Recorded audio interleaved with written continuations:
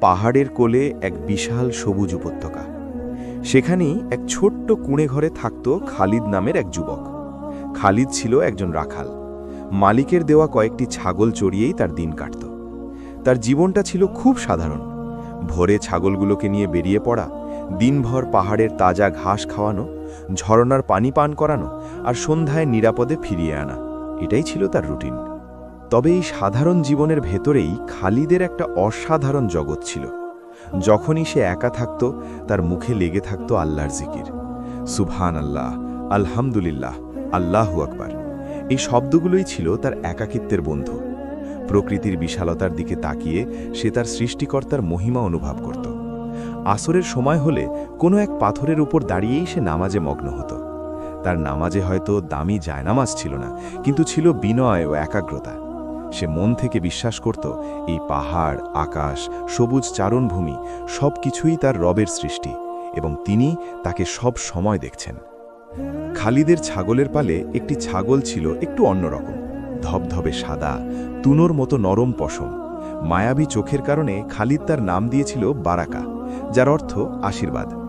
বারাকা শুধু একটা পশু ছিল না, সে ছিল খালিদের বন্ধুর মতো।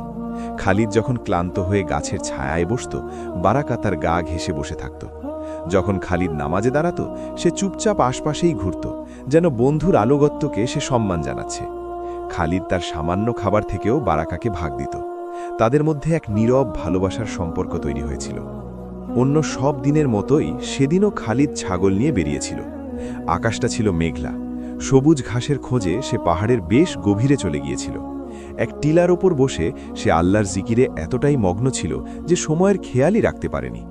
হঠাৎ মেঘের গর্জন আর ঝোড়ো বাতাসে তার হুঁশ ফিরল। সে দেখল আকাশ কালো করে বৃষ্টি নামার উপক্রম।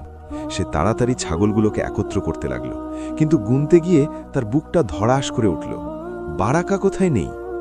সে বারাকা বারাকা বলে চিৎকার করতে শুরু করল, কিন্তু পাহাড়ের প্রতিধ্বনি ছাড়া আর কিছুই তার কানে এলো না। এক মুহূর্তে তার শান্ত পৃথিবীটা ওলটপালট হয়ে গেল। যে ছাগলটি ছিল তার জীবনের আশীর্বাদ, সেটাই আজ হারিয়ে গেছে। সূর্য পশ্চিমে ঢলে পড়েছে। দিনের আলোর সাথে পাল্লা দিয়ে খালিদের বুকের ভেতর ভয় বাড়ছিল। ঝোড়ো বাতাস আর বৃষ্টিতে চারপাশ ঝাপসা। সে পাগলের মতো এক পাহাড় থেকে আরেক পাহাড়ে, এক ঝোপ থেকে আরেক ঝোপে বারাকাকে খুঁজছিল। চিৎকারে তার গলা ভেঙে আসছিল, কিন্তু সে থামেনি। প্রতিটি পাথরের আড়ালে, প্রতিটি গাছের নিচে সে উকি দিয়ে দেখছিল যদি তার প্রিয় সঙ্গীর দেখা মেলে। কিন্তু রাত নেমে এলো। যে উপত্যকা দিনে তার কাছে স্বর্গের মতো লাগত, সেই উপত্যকাই এখন ভয়ঙ্কর লাগছিল। বন্য পশুর ডাক তার ভয়কে আরও বাড়িয়ে দিচ্ছিল। একসময় খালিদের শরীর ক্লান্তিতে ভেঙে পড়ল, পা দুটো আর চলছিল না। শারীরিক কষ্টের চেয়েও তার মানসিক যন্ত্রণা ছিল হাজার গুণ বেশি। তার মনে হচ্ছিল এই বিশাল পৃথিবীতে সে একদম একা। বারাকাকে সে নিজের সন্তানের মতো ভালোবাসত, কিন্তু আজ সে কোথায়? কোনো হিংস্র নেকড়ে কি তাকে আক্রমণ করল, নাকি পথ হারিয়ে কোনো খাদে পড়ে গেল? এই চিন্তাগুলো তার হৃদয়কে ছিন্ন বিচ্ছিন্ন করে দিচ্ছিল। অবশেষে সব আশা ছেড়ে দিয়ে বিধ্বস্ত অবস্থায় খালিদ তার কুঁড়ে ঘরে ফিরে এলো। পাল ফিরে এসেছে, কিন্তু বারাকার শূন্যস্থানটা তার বুকটাকে দুমড়ে মুচড়ে দিচ্ছিল। সে ঘরের এক কোণে বসে পড়ল। কাঁদার শক্তিটুকুও সে যেন হারিয়ে ফেলেছিল। এই চরম অসহায়ত্বের মুহূর্তে তার মনে এক অন্যরকম ভাবনা এলো। সে নিজের জীবনের দিকে ফিরে তাকালো। আমি তো আল্লাহর ইবাদত করি, তার জিকির করি, তবে কেন আমার সাথেই এমন হলো? আমার ইবাদতে কি কোনো ভুল ছিল? তার মনে পড়তে লাগলো নিজের ছোট ছোট ভুলগুলোর কথা। হয়তো কখনো সে মালিকের অগোচরে একটু বেশি বিশ্রাম নিয়েছে, হয়তো ছাগল চড়ানোর সময় অন্যমনস্ক ছিল।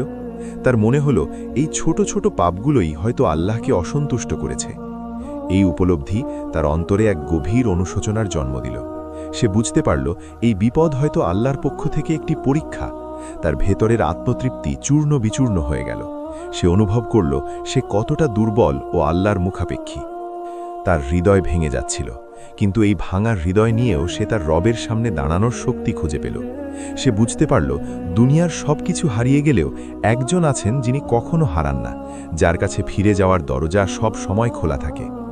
গভীর রাত, চারিদিকে নিস্তব্ধতা। খালিদের হৃদয় অনুশোচনার আগুনে পুড়ছিল। সে উঠে ঝর্ণার ঠান্ডা পানি দিয়ে অজু করল। তার প্রতিটি অঙ্গ ধোয়ার সাথে সাথে যেন অন্তরের ময়লাগুলোও পরিষ্কার হয়ে যাচ্ছিল। এরপর সে নামাজের জন্য দাঁড়াল। এটা তার প্রতিদিনের মতো সাধারণ নামাজ ছিল না। আজ তার দাঁড়ানোটা ছিল এক ভগ্ন হৃদয় বান্দার তার মহান প্রভুর সামনে আত্মসমর্পণ। সে যখন আল্লাহু আকবার বলে হাত বাঁধল, তার মনে হলো দুনিয়ার সব কিছু পেছনে চলে গেছে, আর সামনে আছেন কেবলই তিনি, তার রব। সে সূরা ফাতিহা পড়া শুরু করল। ইয়াকা নাবুদু ওয়া ইয়াকা নাস্তাইন, অর্থাৎ আমরা কেবল তোমারই ইবাদত করি এবং তোমার কাছেই সাহায্য চাই। এই আয়াতটি বলতে গিয়ে তার গলা ধরে এলো। সে বুঝতে পারল এতদিন সে হয়তো শুধু মুখেই এ কথা বলতো, কিন্তু আজ সে অন্তর থেকে অনুভব করছে যে আল্লাহ ছাড়া সাহায্য করার আর কেউ নেই। নামাজ শেষে সে সিজদায় লুটিয়ে পড়ল। সিজদা হলো আল্লাহর সবচেয়ে কাছে যাওয়ার মুহূর্ত। খালিদ তার মাথা মাটিতে রাখল, যা বিনয়ের সর্বোচ্চ প্রকাশ। আর এরপর তার সব বাধা ভেঙে গেল। চোখ দিয়ে ঝরঝর করে পানি পড়তে লাগল।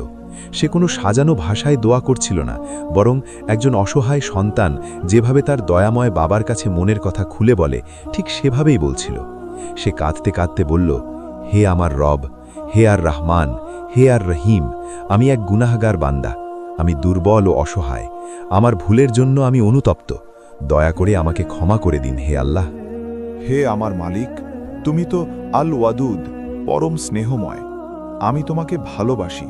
হে আল্লাহ, আমার প্রিয় বারাকাহকে আমি তোমার জন্যই ভালোবাসতাম, কারণ সে ছিল তোমারই একটি সুন্দর সৃষ্টি।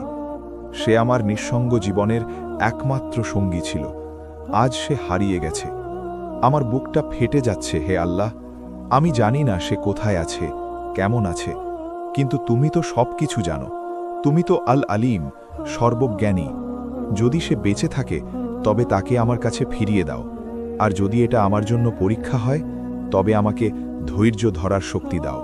হে আল্লাহ, আমার এই দুর্বল অন্তর আর সইতে পারছে না। তুমি আমার ওপর রহম করো। তার দোয়া কোনো সাধারণ আবেদন ছিল না, এটা ছিল এক বিশুদ্ধ হৃদয়ের আর্তনাদ। তার প্রতিটি শব্দ ছিল আন্তরিকতায় মাখা। সে আল্লাহর সুন্দর নাম ধরে ধরে তাকে ডাকছিল। সেই রাতে খালিদ ঘুমায়নি। সে তার জীবনের সবচেয়ে আন্তরিক প্রার্থনা করেছিল। তার হৃদয়টা হালকা হয়ে গিয়েছিল, কারণ সে তার সব কষ্ট তার রবের কাছে সঁপে দিয়েছিল। সে জানে না তার দোয়া কবুল হবে কিনা, কিন্তু তার মনে এক অদ্ভুত শান্তি কাজ করছিল। সে অনুভব করছিল আল্লাহ তার কথা শুনেছেন। রাতের অন্ধকার কেটে গিয়ে ভোরের আলো ফুটছে। খালিদ নামাজের পর ক্লান্ত শরীরে কুড়ে ঘরের দরজায় এসে বসল। তার মনটা আগের চেয়ে শান্ত, কিন্তু বারাকাহকে হারানোর কষ্টটা এখনও আছে। হঠাৎ করেই দূরের পাহাড়ের চোঁড়ার দিকে তার চোখ গেল। একটি সাদা বিন্দু ধীরে ধীরে নিচের দিকে নেমে আসছে। প্রথমে সে ভাবল এটা হয়তো তার চোখের ভুল। সে চোখ কচলে আবার তাকালো। বিন্দুটি আরও স্পষ্ট হল। তার বুকের ভেতরটা আবার ধুকপুক করে উঠল। এ কি তবে বারাকাহ? বিন্দুটি যত কাছে আসছিল, খালিদের হৃৎস্পন্দন ততই বাড়ছিল। অবশেষে সে স্পষ্ট দেখতে পেল, এ তো তারই বারাকাহ। ধবধবে সাদা শরীর, মায়াবী চোখ। সে অক্ষত অবস্থায় ফিরে আসছে। বারাকাহ দৌড়ে এসে খালিদের পায়ের কাছে গা ঘষতে লাগল, যেন সেও তাকে সারা রাত ধরে খুঁজেছে। খালিদ তাকে জড়িয়ে ধরল। তার চোখ দিয়ে আবারও পানি পড়তে লাগল, কিন্তু এবার তা দুঃখের নয়, আনন্দের, সীমাহীন কৃতজ্ঞতার। সে সিজদায় পড়ে গেল। আলহামদুলিল্লাহ, আলহামদুলিল্লাহ। এই শব্দ ছাড়া তার মুখ দিয়ে আর কিছুই বেরোচ্ছিল না। সে বুঝতে পারছিল এটা কোনো সাধারণ ঘটনা নয়, এটা এক অলৌকিক প্রতিদান। এটা তার রবের পক্ষ থেকে তার আন্তরিক দোয়ার সরাসরি উত্তর। আল্লাহ কেবল তার প্রিয় ছাগলটিকেই ফিরিয়ে দেননি, বরং তার চেয়েও বড় কিছু দিয়েছেন। তিনি খালিদের হৃদয়ে তার প্রতি এক অটুট বিশ্বাস ও ভালোবাসা তৈরি করে দিয়েছেন। খালিদ বুঝতে পারল আল্লাহ তার কতটা কাছে। তিনি তার বান্দার ডাক শোনেন, এমনকি সবচেয়ে ক্ষীণ আর্তনাদও তার আরশে পৌঁছে যায়। এই ঘটনার পর খালিদের জীবন পুরোপুরি বদলে গেল। সে আগের মতোই রাখালের কাজ করত, কিন্তু তার অন্তরটা ছিল আল্লাহর প্রেমে পরিপূর্ণ। তার প্রতিটি কাজে থাকত আল্লাহর স্মরণ। সে এখন শুধু নিজের জন্য নয়, সমস্ত সৃষ্টি জগতের জন্য দোয়া করত। সে বুঝতে পারল আল্লাহর ভালোবাসা পাওয়ার অর্থ হল দুনিয়ার সব কিছু পেয়ে যাওয়া, কারণ যার সাথে আল্লাহ থাকেন তার আর কিছুর প্রয়োজন হয় না। প্রিয় ভাই ও বোনেরা, আমাদের প্রত্যেকের জীবনেই খালিদের মতো কঠিন মুহূর্ত আসে, যখন আমরা অসহায় বোধ করি এবং চারদিকে অন্ধকার দেখি। সেই সময়ে হতাশ না হয়ে আমাদের খালিদের মতো আল্লাহর দিকে ফিরতে হবে, বিশ্বাস রাখতে হবে যে তিনিই একমাত্র উদ্ধারকারী।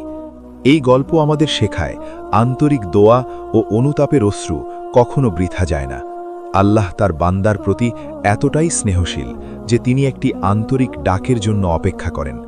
আসুন আমরা এমন এক জীবন গড়ার চেষ্টা করি যেখানে আমাদের সবচেয়ে বড় চাওয়া হবে আল্লাহর ভালোবাসা অর্জন করা, কারণ যে ব্যক্তি আল্লাহর ভালোবাসা পেয়ে যায় সে দুনিয়া ও আখিরাত উভয় জাহানে সফলতা লাভ করে। খালিদের এই শিক্ষণীয় গল্পটি যদি আপনার হৃদয়কে স্পর্শ করে থাকে তাহলে ভিডিওটিতে একটি লাইক দিন, আর এমন ইসলামিক গল্প ও শিক্ষা নিয়মিত পেতে আমাদের চ্যানেলটি সাবস্ক্রাইব করুন। আপনার একটি সাবস্ক্রিপশন আমাদের এমন আরও ভালো কাজ করতে অনুপ্রেরণা যোগাবে।